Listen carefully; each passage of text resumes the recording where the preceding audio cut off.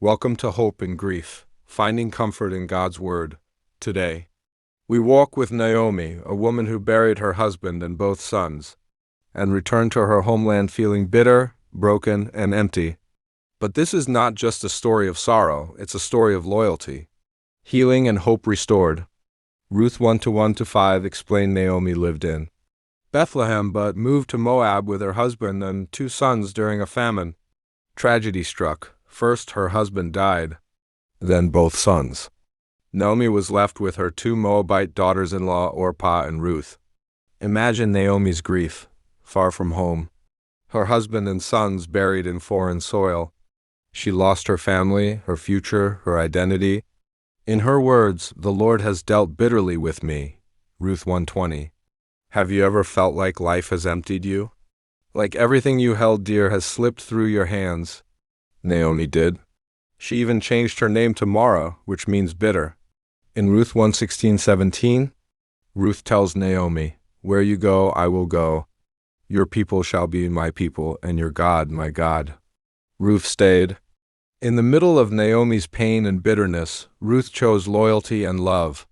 She didn't try to fix Naomi, she simply stayed by her side.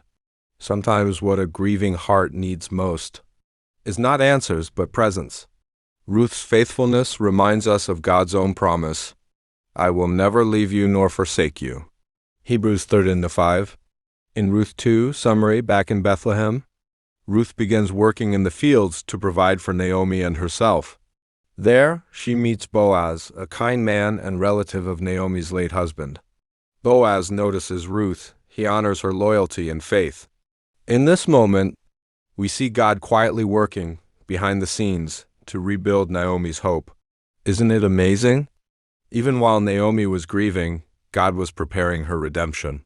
You may not feel it now, but God is already arranging healing ahead of your hurt. Ruth 4:13-17 shows. Ruth marries Boaz. They have a son named Obed. Naomi, once empty, now holds a baby in her arms, the future grandfather of King David. God not only restored Naomi's heart, He made her a part of His redemptive plan for Israel. Out of her pain came a promise.